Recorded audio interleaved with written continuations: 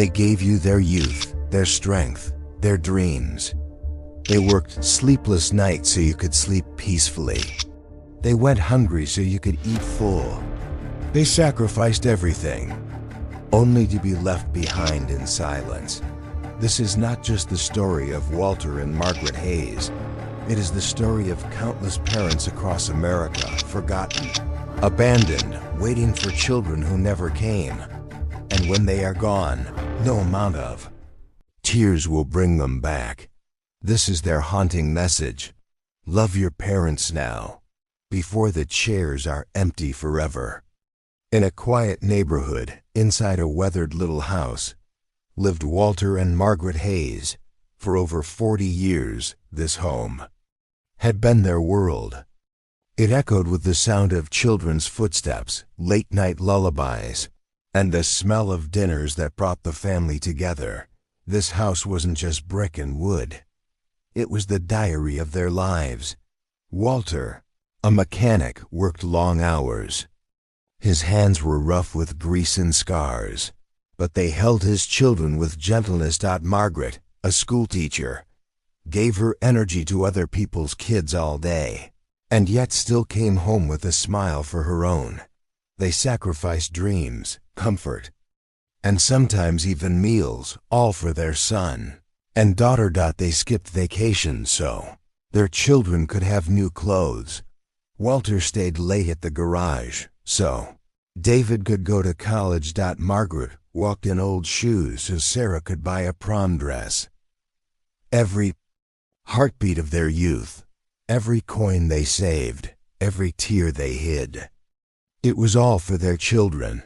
Parents give like rivers, silently, endlessly, until they run dry. The memories were endless. Christmas mornings with wrapping paper flying through the air. Birthdays, where candles flickered and wishes were made. Summer nights where laughter spilled from the backyard until stars filled the sky. Walter and Margaret believed they had built something unbreakable. A family bound not by obligation, but by love. And they dreamed of old age surrounded by that same love. Grandchildren on their laps. Family dinners full of noise. They thought, surely, after all we've given, we'll never be alone. But life has a way of breaking even the strongest hearts. At first, it was subtle. The phone calls that used to last an hour became 5 minutes. The Sunday dinners turned into once-a-month visits. The warm laughter of the house began to fade, replaced by silence. Margaret brushed it off. They're busy, they're building their lives. Walter forced a smile. This is what we worked for, so they could live better than us. But deep down, they both felt the chill of distance. A home once overflowing with love was slowly becoming just 4 walls and memories. Do you know what hurts the most? It's not the aching knees, not the lonely nights, not even the fear of dying. It's the silence from the children they raised. It's the chair that sits empty at the dinner table. It's the birthdays forgotten. It's realizing that the same hands that once clung to yours in fear of the dark have now let go completely. Parents don't say it. They smile when you call once a month. They say, "We're fine," when you forget a visit. But inside, their hearts break, quietly, silently, every single day. Walter and Margaret never asked for riches. They never asked for fame. All they ever wanted was the same love they gave, to be remembered, to be valued, to not be left behind. But in the rush of life, their children didn't see it. And like so many parents across America, they were learning the cruelest truth of all. It began with whispers. Polite words that carried sharp edges. Emily, David's wife, would smile at the dinner table, but her eyes carried a different truth. At first, it was small complaints. Your parents' house feels too crowded. We need more privacy. They're too set in their ways. David laughed it off. They're old, Em. They just want to be close. But over time, the whispers became demands. Emily wanted a new life. A bigger house. Freedom from responsibility. To her, Walter and Margaret weren't loving parents. They were obstacles. "David, we'll never move forward if we're tied to them," she said one night. "We can't build our family if we're always taking care of theirs." And slowly, painfully, David began to agree. Walter and Margaret noticed the distance growing. The hugs became shorter. The visits became strained. The warmth that once lived in their son's voice was fading, but they didn't want to believe it. Parents never do. They convince themselves, "He's busy. She's stressed. It's just life." But life wasn't the problem. Choices were. It was a cold autumn evening when David finally said the words no parent should ever hear. Sitting in the living room, eyes down, voice trembling, he whispered, "Mom, Dad, we think it's time you move out. Emily feels this house isn't right anymore. You'd be better in a smaller place. Maybe even a retirement home." Silence fell heavier than stone. Margaret's eyes filled instantly. Walter clenched his hands, his heart breaking in a way no illness ever could. 40 years. 40 years of sacrifice, love, sleepless nights, and endless giving. Reduced to a single request: leave. Do you know what it feels like to be told by your own child that you're a burden? It is not anger that comes first. It is disbelief. Margaret tried to smile, to stay composed. "If that's what you want, David." But inside, her soul screamed, "We gave you everything. How can love end like this?" Walter, the strong father, sat in silence. His chest ached, his pride shattered. For the first time in his life, he looked at his son and felt like a stranger was staring back. They packed boxes in silence. Old photo albums, worn-out clothes, the memories of a lifetime stuffed into cardboard. The house they built, the garden they tended, the kitchen where laughter once lived. All of it was slipping away. As they stepped out, Margaret looked back one last time. The walls seemed to whisper with ghosts of the past. Children's footsteps, birthday songs, Christmas mornings. She realized with crushing pain, they weren't just leaving a house. They were being abandoned by the very love they had built there. Lives around. In America and across the world, the story is not rare. Parents give everything, expecting only love in return. But too often, they are pushed aside, forgotten, told they are too much. And the saddest part? Children don't realize the weight of their betrayal until it's too late. Because one day, the chairs at the table will be empty. One day, the phone will never ring again. And one day, regret will be the only voice left. Walter and Margaret moved into a small, dimly lit apartment on the edge of town. Gone were the familiar creaks of their old home, the garden filled with roses, the neighbors who had known them for decades. Now their days began in silence and ended the same way. Margaret would set 2 plates for breakfast, out of habit. Sometimes she'd pause, staring at the empty chair where her daughter used to sit as a little girl, giggling with cereal spilling down her chin. Walter, once strong and proud, now sat by the window for hours, staring at the street outside. He watched families walking together, children holding their parents' hands, and wondered, did David ever feel this with me? Did I fail him somehow? The apartment walls didn't echo with laughter, only with the ticking of the clock, reminding them of every second they'd lost. Simple things became struggles. Walter's knees ached when he tried to climb the stairs. Margaret's hands shook as she cooked. often burning meals out the grocery bags that once felt light now weighed them down like stones. But worse than the physical struggles was the emotional emptiness. Every phone call that didn't come, every holiday invitation that never arrived, every birthday forgotten. Margaret's heart broke a little more with each passing silence. The first Thanksgiving away was the hardest. For decades, their home had been the center of family gatherings. The smell of roasted turkey, the chatter of children, the clinking of glasses, all of it gone. Instead, Walter and Margaret sat at a small table with frozen dinners. Margaret forced a smile, whispering, "Happy Thanksgiving, dear." Walter nodded, eyes wet, his fork untouched.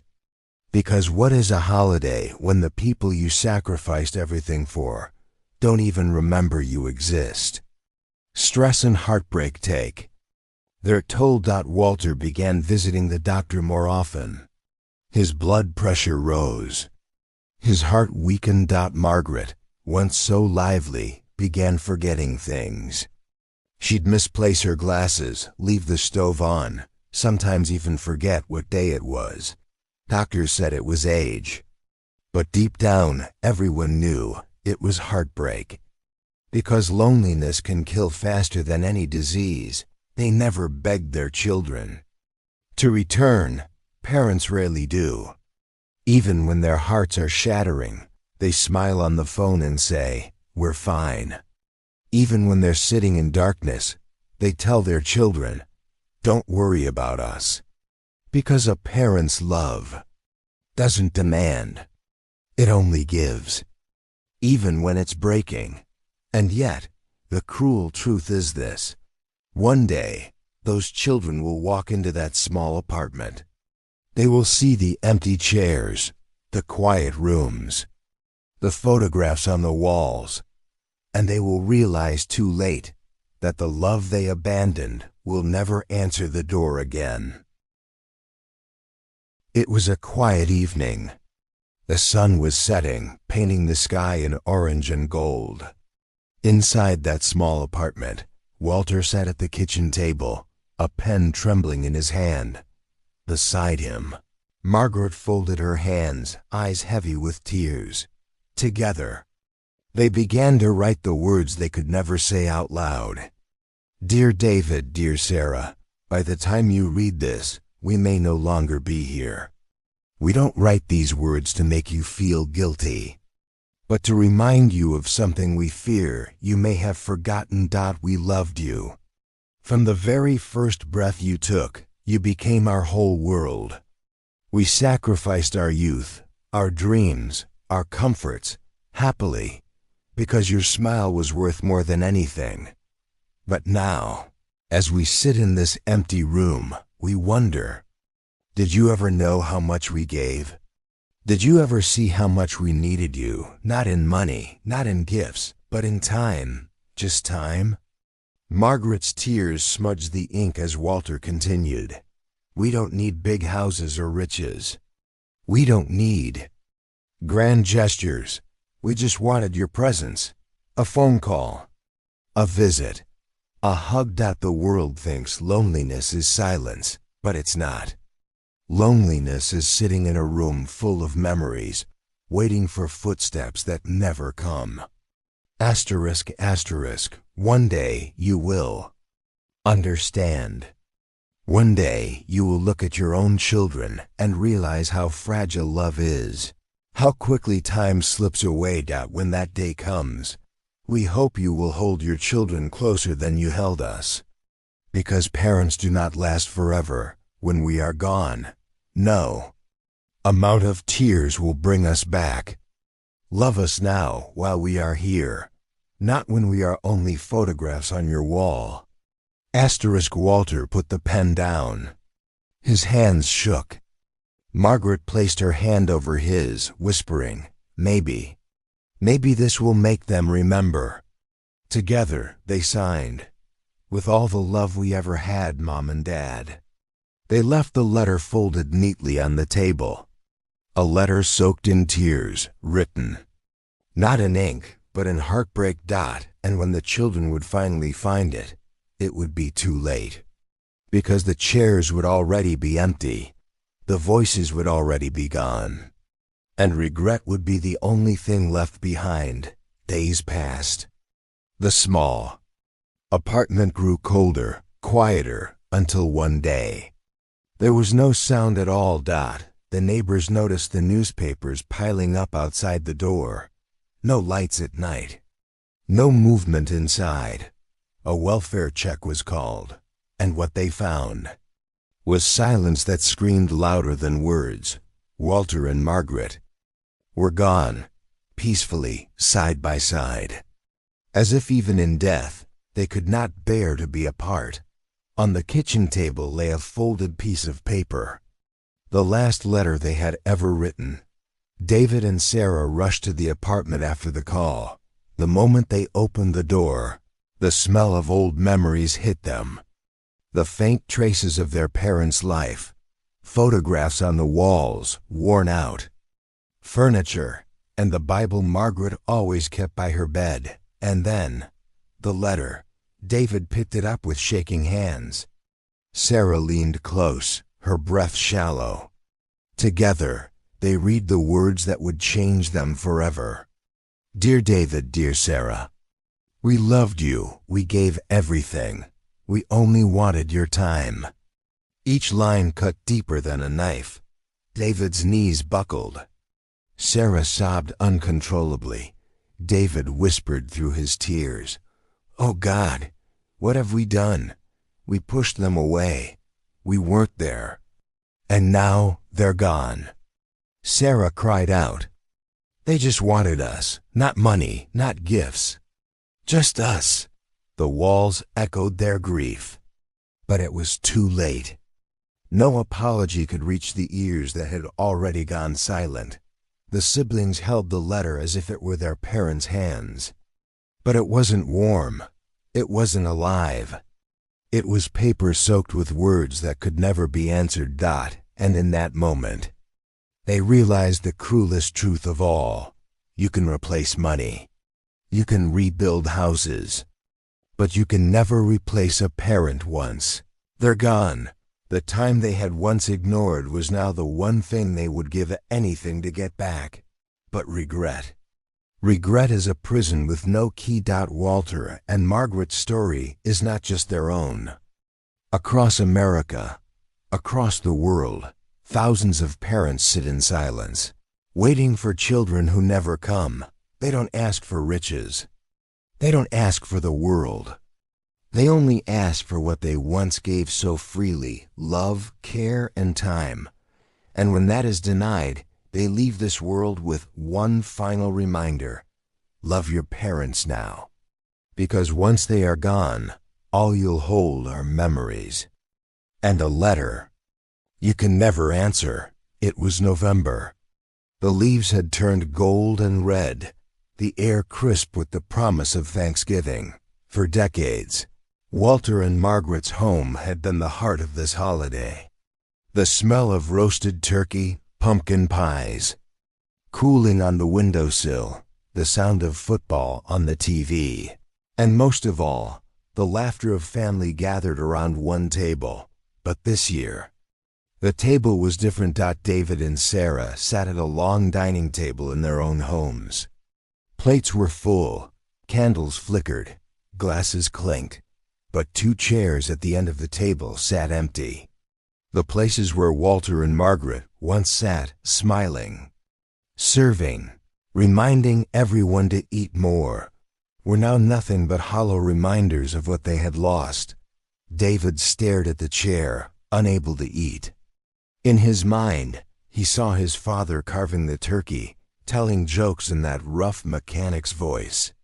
He heard his mother humming softly in the kitchen, the warmth of her cooking filling the air. Sarah looked at the other chair and remembered her mother's gentle hands fixing her hair before dinner, her soft voice saying, "Family is everything."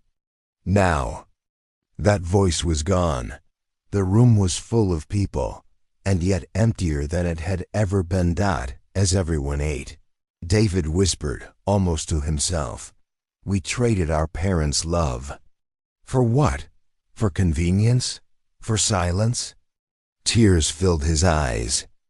The children at the table looked at him confused, too young to understand the weight of his words. Sarah clutched the folded letter she carried with her everywhere, the last thing her parents had written. She whispered to no one in particular. I'd give anything to hear them say grace one more time. Every Thanksgiving after that, the chairs remained empty. Not because no one wanted to sit there, but because no one could. Because some seats at the table are not just wood and cushion. They are people. They are love. They are the very foundation of family. And when those people are gone, the empty chairs become mirrors. Mirrors that reflect regret. Mirrors that whisper, you should have loved them while you could. Across America, millions of families gather each year for Thanksgiving.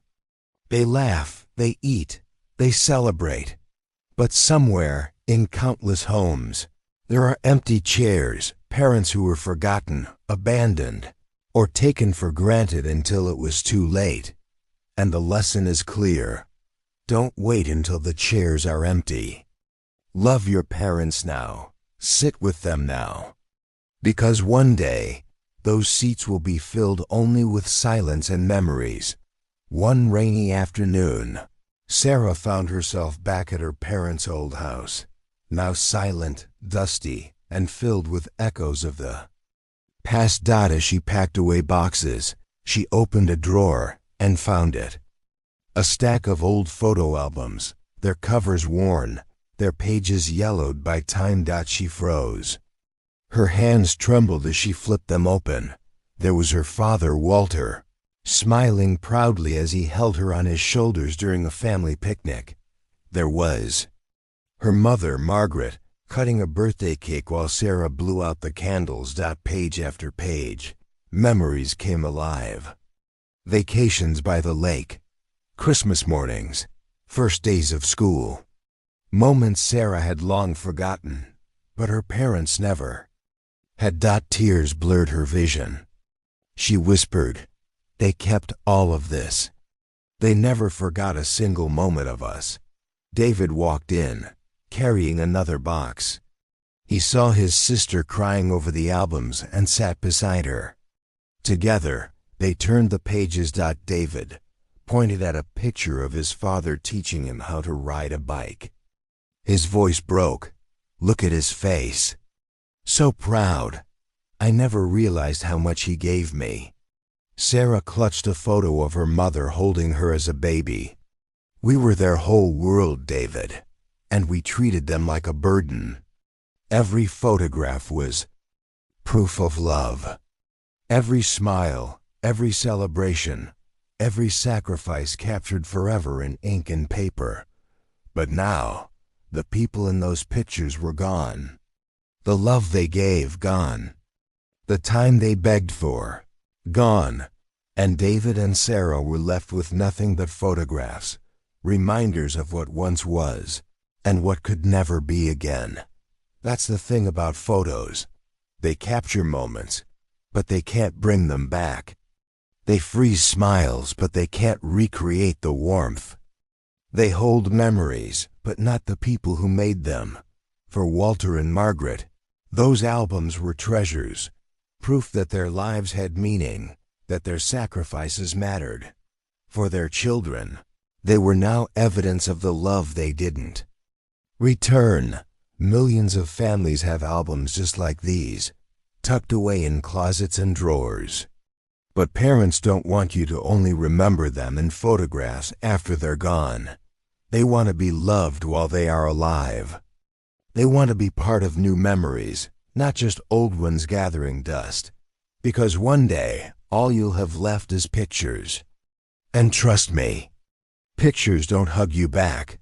Sarah was still sorting through boxes when she noticed a small, leather-bound notebook tucked between old sweaters. It was worn, its edges cracked, the pages yellowed with time. On the front, in faded ink, was written, Margaret's diary. Sarah's breath caught. Her hands trembled as she opened the first page. Inside were words Margaret had never spoken aloud. August 14th. The house feels emptier each day. David doesn't call as much. Sarah is busy. I tell Walter it's normal, but sometimes I lie awake at night wondering if we are already forgotten. Sarah's eyes blurred with tears. She turned the page. November 3rd, we made Thanksgiving dinner for 2. I set out extra plates, just in case the kids came. They didn't. Walter tried to smile, but I saw the sadness in his eyes. I pray next year will be different. Her voice broke as she whispered. Oh, Mom, page after page, the truth unfolded. February 22nd. I feel weaker these days. My hands shake. I don't want to tell the kids. I don't want to be a burden. I just wish they would come, even for an hour. Sometimes I sit by the phone, waiting for it to ring. Most days it doesn't. Sarah pressed the book to her chest, sobbing. She could almost hear her mother's voice in every word. Then came an entry that shook Sarah to her core. April 6th. Walter tries to hide it, but I see the pain in him. He sits by the window waiting. He says he's just watching the cars pass, but I know he's hoping to see David's. He hasn't said it aloud, but I think it breaks his heart more than mine. David, standing nearby, collapsed into a chair when Sarah read it aloud. He buried his face in his hands. Dad. Oh God, Dad. I left you waiting. At the back of the diary was the last entry, written in shaky handwriting, June 10th. If one day we are no longer here, I hope our children know that we love them more than life itself. We don't blame them. Maybe the world kept them too busy, but if they ever feel regret, I pray they use it not to suffer, but to love their own children more. Because love should never be delayed. The ink trailed off, as if her hand had been too weak to finish. Sarah clutched the diary and whispered through tears. She never hated us. Even after everything, she still loved us. That is the tragedy of parents. Even when abandoned, even when forgotten, even when their hearts are breaking, their last words are still filled with love. They don't curse. They don't hate. They don't demand that. They just love. Quietly, endlessly, until their very last breath. Across countless homes, there are diaries like these, not written on paper, but written in the silent prayers of mothers and fathers everywhere. They wait. They hope. They forgive. Even when the world forgets them. But you don't have to wait for the diary to be read after it's too late. You can write a new chapter with them today. You can give them the one thing they've always wanted, your time, your presence, your love. Because one day, all that will be left are their words, and the sound of your own regret. The old house still stood on Maple Street. Its paint had faded, the garden overgrown, but the walls still held the memories of decades. David and Sarah pushed the creaking door open. Dust filled the air, sunlight streamed through broken blinds, and for a moment, it felt like time itself had stopped. They stepped into the living room. A sofa where Walter once dozed after work. The old lamp Margaret always read by. All of it still there, untouched, as if waiting for their return. Sarah whispered, "It feels like they just left yesterday." David swallowed hard, his chest heavy. "No, it feels like they're still here." Every corner was alive with ghosts of laughter. Every creak of the floor carried echoes of the past. Then they opened the door to their parents' bedroom. The bed was neatly made, as Margaret always kept it. Walter's reading glasses sat on the knitstand. A half-finished crossword puzzle lay beside them, pen resting on top, as if he had just stepped out for a moment and would return any second. But the silence screamed. Otherwise, Sarah touched the pillow, still faintly carrying her mother's scent. She broke down, whispering, "How could we have left them alone? How could we let this be their last place?" They opened the closet. Inside were their parents' clothes, still hanging neatly. Margaret's dresses, Walter's jackets. David pulled out his father's old coat, the one he wore every winter. He pressed it to his face, tears streaming down. "I can still smell him. Oh God, I can still smell him." Sarah clutched one of her mother's shawls. The fabric was soft, warm, almost like an embrace, but it was only fabric. The arms that once wrapped it around her were gone. In the kitchen, the table was still set for 4. 2 chairs were tucked neatly in, but the other 2, Walter and Margaret's, looked out of place now. Forever vacant. Sarah ran her fingers over the surface, remembering the nights her mother served warm meals, the mornings her father sipped coffee before work. The silence in that kitchen was unbearable. It wasn't just emptiness. It was abandonment, echoing in every spoon, every plate, every memory. As David and Sarah stood there, the weight of their choices crushed them. This wasn't just a house. It was a shrine to their parents' love, a love they had taken for granted, a love they had only realized too late. Sarah whispered through sobs, "We left them in silence. And now silence is all we have."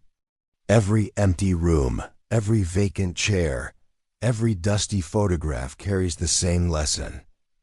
Parents don't wait forever. One day, the rooms they filled with laughter will be empty. One day, the voices that called your name will fall silent. One day, all that will remain are the echoes of what could have been. The question is, will you wait until the rooms are empty? Or will you fill them with love while you still can? The house was empty now. The photographs had been packed, the rooms locked, and the laughter that once filled every corner had faded into silence. But the lesson of Walter and Margaret Hayes lived on, not in the walls of that house, not in the dusty albums, not even in the folded letter left behind. It lived in the hearts of those who finally understood what they had lost. David held his father's coat one last time before closing the closet. Sarah pressed her mother's diary to her chest as tears ran down her face. They whispered the same words, broken and trembling. "We're sorry. We should have loved you more while you were here." But the silence around them gave no answer. Because silence is all that remains when love is delayed. This story is not just about Walter and Margaret. It is the story of millions of parents across America, across the world, mothers and fathers who gave everything and asked for so little in return. They don't want your money. They don't want your success. They don't even want your gifts. They want you, your presence, your voice. Your time. Parents are not eternal. One day, their voices will stop calling your name. One day, the phone will ring, not with their laughter, but with the news you always feared. One day, the chairs at your table will be empty forever, and when that day comes, no wealth, no achievement, no regret will bring them back. So, if you are watching this right now, stop. Call your parents. Visit them, sit with them. Tell them you love them, because one day you will search for their voices in the silence. And only your tears will answer, love your parents today, because tomorrow is never promised.